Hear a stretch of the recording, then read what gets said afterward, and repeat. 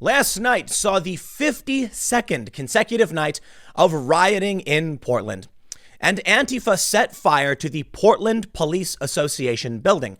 My understanding is that's basically the police union for Portland. Surprisingly, this time it was the Portland police who declared a riot after fires were set and fences were moved. Now, with all of this going on, day 52, and, a fire set at the police association building, who do you think the media blames for all of this? Of course, you already know. You figured it out, didn't you? They blame the federal officers. They blame the police. Well, maybe not police, but the federal police. The New York Times writes this. Federal officers deployed in Portland didn't have proper training, DHS memo said. Rather than tamping down persistent protests in Portland, Oregon, a militarized police presence from federal officers seems to have re-energized them. That's right. Now, they're going to try and squeeze in the blame on the federal officers to whatever extent they can, and they can. But I got a bunch of videos for you. I've got tweets and videos from Andy No showing that, Antifa is going to this building, smashing out windows and yelling at and taunting officers, trying to burn the thing down. There's videos of them throwing explosives at it. And you know what? I'm sorry, everybody. I am so sick and tired of this. It's almost like, I don't know, it's almost boring. We know, great, Antifa's doing it again. The media's doing it again. It's the same thing every single day. Does anybody really care anymore? Perhaps. But let's read this news and then we'll talk about what's going on. Fox News reports, Portland police declare riot after fires set, fences moved. The mayor said the federal presence in the city was exacerbating a tense situation and he has told them to depart. All right. I'm sorry. We're going to play a game here. I'm talking to a friend who also is a friend of mine who's adamant that the riots are actually the fault of the police. That's right. The people showing up, the peaceful protesters, they're not the ones starting all of this. And my response to that is, yes, I'm sure that the federal officers are going door to door and just randomly pepper spraying people and triggering this violent outburst. No, Antifa and the far left are going to the federal courthouse, attacking it, tearing down fences. And then when the police respond, they start yelling, help, help, I'm being repressed. And their allies in media say, these nasty federal officers are making everything worse. So how are you supposed to deal with this?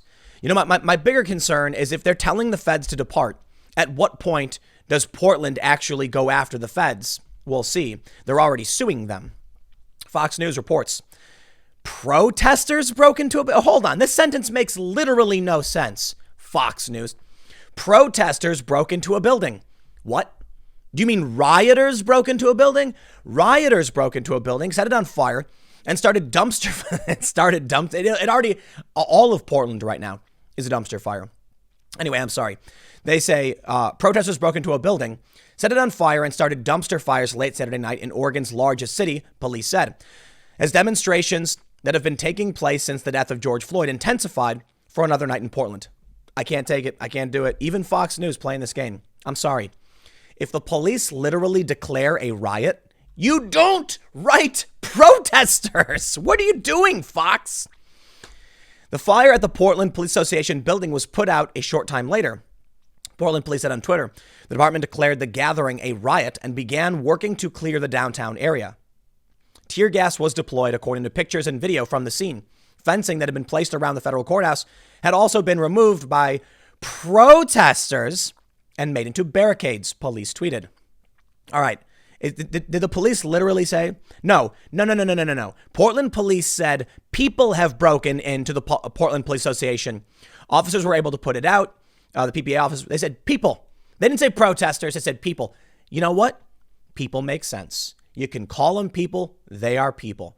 I prefer violent rioter. So I'll defer to the acting secretary of the Department of Homeland Security when he called them violent, though he called them anarchists, and I don't think that's necessarily fair. It is true some of these people refer to themselves as anarchists only because they've never read a book. President Donald Trump has decried the demonstrations, and Homeland Security Secretary Chad Wolf blasted the protesters as lawless anarchists in a visit to the city on Thursday. I also believe Chad Wolf should read up on anarchism. Yeah, I go off on this all the time. But let me tell you, man, I view this as almost a defense of these people. They are not anarchists. They are revolutionary communists. And I'm not saying that because I'm trying to dig them or smear them. They are literally revolutionary communists, okay? Like there's literally a group called Revolutionary Communism that helps organize a lot of these events. I don't know specifically about Portland. And Antifa historically was a paramilitary wing of the Communist Party of Germany. So they're flying the flag, a communist flag. It's that simple. Before the aggressive language and action from federal officers, the unrest had frustrated Mayor Ted Wheeler and all other local authorities who had said a small cadre of violent activists, violent activist? Come on, man. Look, I used to do activism. You want to know what activism was? It was when I would go on the street and be like, howdy, ma'am, would you like to save the trees? That's activism. What this is violent insurrection, insurgency. If the feds are launching a counterinsurgency program, as the nation said they were, then you call this an insurgency. How about that? Violent activists were drowning out the message of peaceful protesters in the city. But Wheeler said the federal presence in the city is now exacerbating a tense situation and has told them to depart. Look at this picture. You see the barricades all ripped down, the building just riddled with graffiti?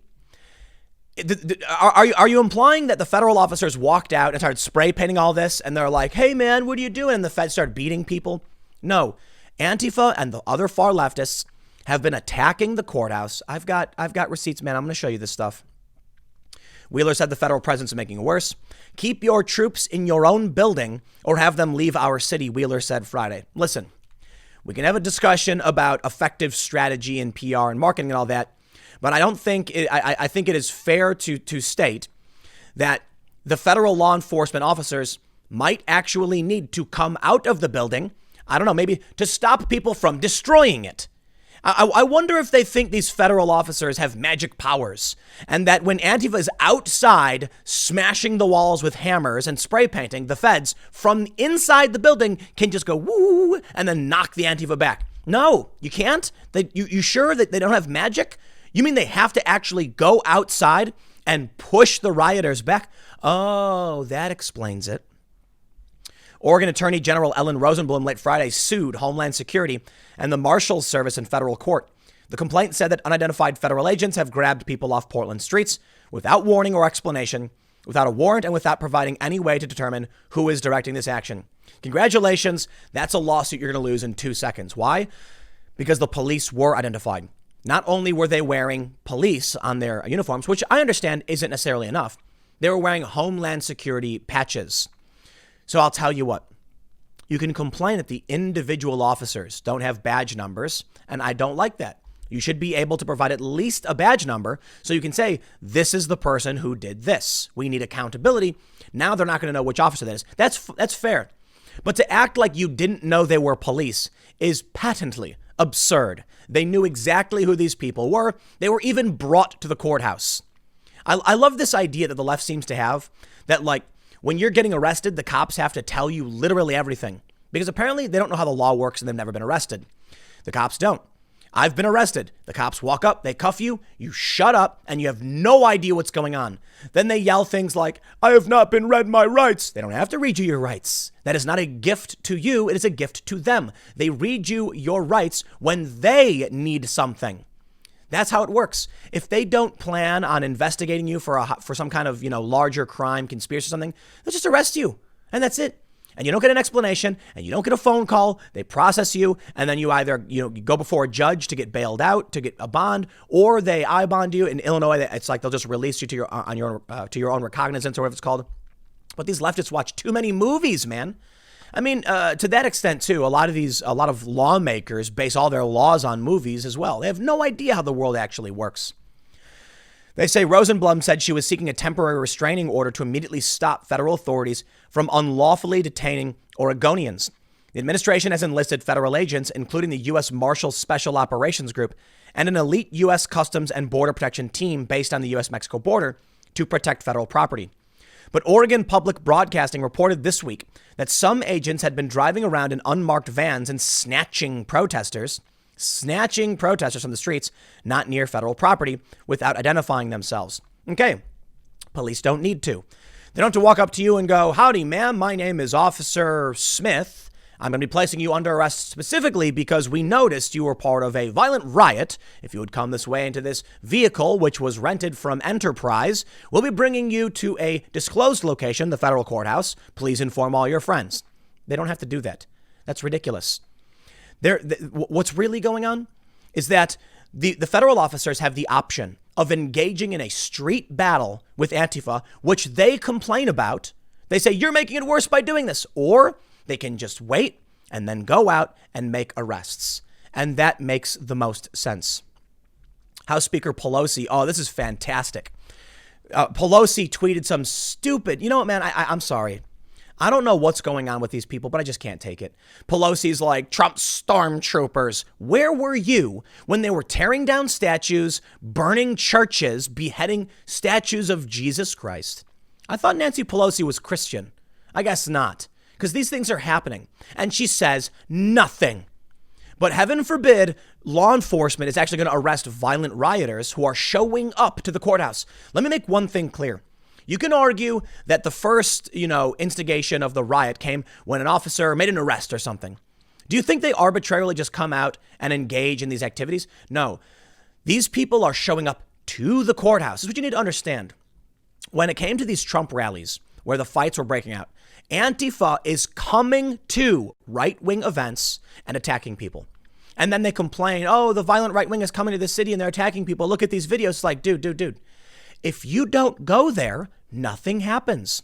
So if Antifa and far leftists want to go to the federal courthouse, and then it creates an opening where someone acts a fool, don't be surprised when federal law enforcement actually comes out and enforces the law. You can't then complain that they're an occupying army when you engaged them. But of course, it's not about telling the truth. It's about Nancy Pelosi just trying to earn points so that she can get elected. And all of this is about marketing. Because what do we see now? I tweeted something. I tweeted this out the other day. I said, what do you call it when you have 50 nights of violent rioting by black-clad groups attacking a federal courthouse, local law enforcement is standing down, and the state is actually suing in defense of these black-clad groups? They're basically going up against the federal government. That's what I said. And I got all these lefties being like, so you're saying you like it when Gestapo unmarked police snatch people off the street? And I just thought it was hilarious because it's a perfect example of how of the Twitter meme. The Twitter meme is that you could post something like, I like pancakes. And then people start screaming, why do you hate waffles? The point is, I asked, what do you call it when this happens? I didn't say, yippee, hooray, vehicles are pulling up and arresting people. I didn't mention it at all. I asked, what do you call it? The general idea is, what do you call it when the state of Oregon is suing the federal government while insurgent groups are attacking the federal government and local police aren't stopping it? To me, I consider it something like the state of Oregon essentially issuing a letter of marque to Antifa to commit violence on their behalf against Trump's administration, the DHS, and these federal officers. And that way they can claim, we had nothing to do with it. They were just peaceful protesters. That way, I'm going to be careful with my language because some people posted some incendiary stuff, but that way they can cause damage and go up against the Fed without having their name on it. Because if the Portland police actually tried to kick federal officers out, then I think you can call it a civil war or something. House Speaker Nancy Pelosi and U.S. Rep. Earl Blumenauer issued a joint statement. Quote, we live in a democracy, not a banana republic. We will not tolerate the use of Oregonians, Washingtonians, or any other Americans as props in President Trump's political games. The House is committed to moving swiftly to curb these egregious abuses of power immediately. Thank you. They're finally going to stop Antifa from oppressing people's rights, attacking people in the street, and attacking public property. The federal courthouse is owned by the public. Oh, I'm kidding. And you knew that. No, they're not. They're going to ignore the far left. They're going to tell you Antifa doesn't exist. Even after 52 nights, even after you literally have people flying a flag that says Antifa and has the strike through, it's the three arrows. You literally have these people brandishing these symbols. Yes, it exists. Yes, it is a loosened ideology. Yes, these people organize and are funded and coordinate with each other, and they have the tattoos and the flags. That's what Antifa is. but they want to pretend like it doesn't exist. Let me show you some clips from good old Twitter. This is from Andy No, and it depicts an individual wearing a helmet, wearing all black. They're standing atop the barricades they tore down and pressed up against the federal courthouse to barricade people inside, and then started taunting officers on the inside. Andy No says, Antifa seek violent confrontation with law enforcement.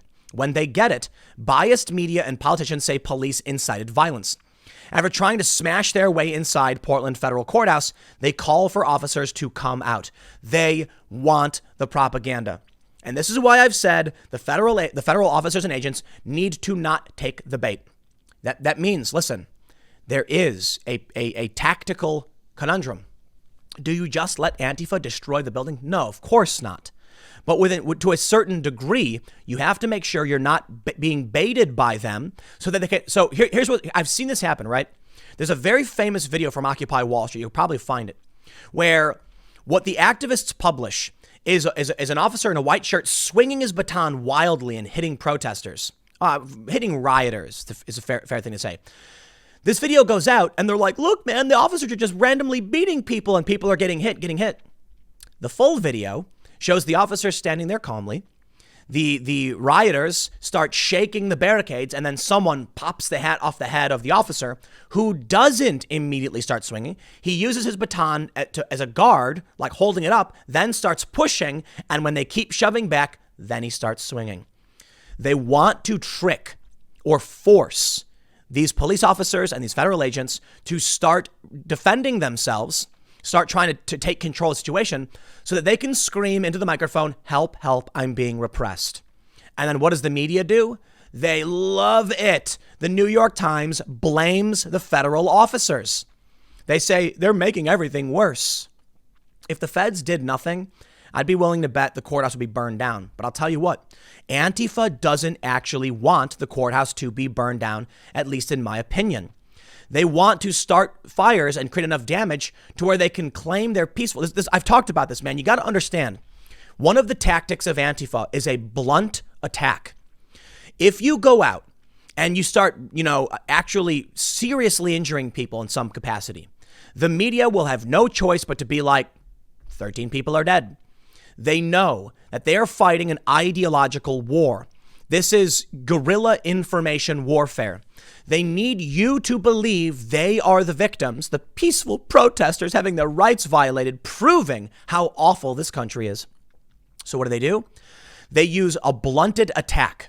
Okay? They'll use bricks or hammers, literally blunt objects, to injure, but not seriously maim or kill.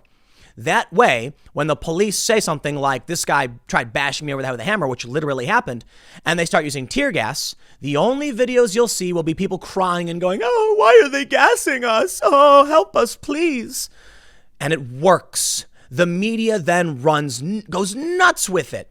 And you'll see now like 15 million videos, and these far left activists are laughing.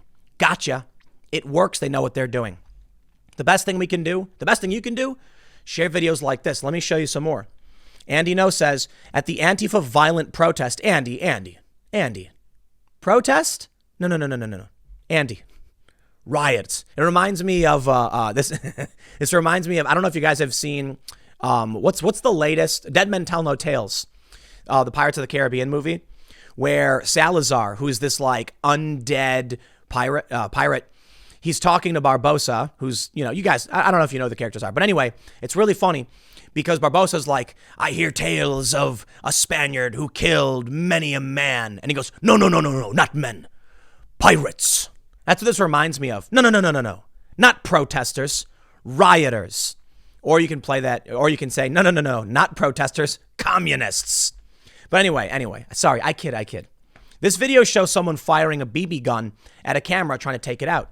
Why a BB gun? Like I said, they blunt their attacks. They use low-tier attacks to disable because they're fighting an information war. Trump and the DHS would be wise to understand what their tactics are all about. They're not literally trying to tear a building down. They know they can't do it. They'd love to. If the feds left, they'd ransack the whole thing like they did in the Chaz. Or at least like they've tried, like they did, not Chaz, in Minnesota In Chaz, the whole thing got boarded up, and then they seized this whole territory. What they would love is for the police and the feds to leave so they can set up their own Chaz. This is basically how all this began. They were trying to set up their autonomous zone in downtown Portland. They need you to leave. In the meantime, though, they know that they're waiting for that moment where someone comes out and you know, you'll see, here's what you'll see. Some dude will throw a brick, and then immediately the camera will turn to like an old lady with a walker. And when the tear gas lands, that's all you get. The media will be like, police fired tear gas at some old woman. Why would they do this? They cut out all the context. It's exactly what they've been doing because they lie. It's the game they play. I got some more clips. Check it out. Antifa started fires in the streets, went into the police union hall and set it on fire. This is Commissioner of Portland demanding that the Portland Police Bureau be handed over to her because they're acting out of control. You see what they want? They want the power. They want the control. Once the videos come out blaming the police and blaming the federal law enforcement, they'll then say, now give us control. And that's what you got to pay attention to, man. In the Chaz, they said, these police are bad. They're killing innocent people. Then as soon as the police pulled out, they formed their own security force, and they killed an unarmed 16-year-old black teenager who was driving a car, firing rifle rounds into the car, and then stripping the evidence after this kid died, seriously injuring his 14-year-old friend. Where was the news? Where were the Black Lives Matter protests? Apparently, nowhere to be found.